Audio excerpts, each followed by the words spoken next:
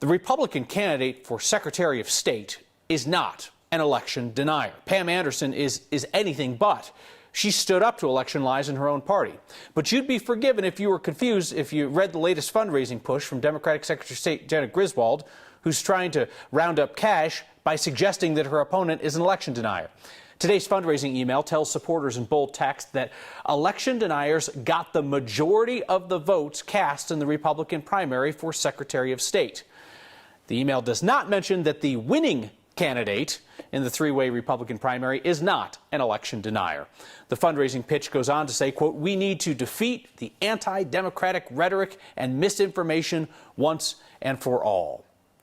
Democratic Secretary of State Jena Griswold's on pretty shaky ground, making misleading suggestions to donors while she's claiming to fight election misinformation.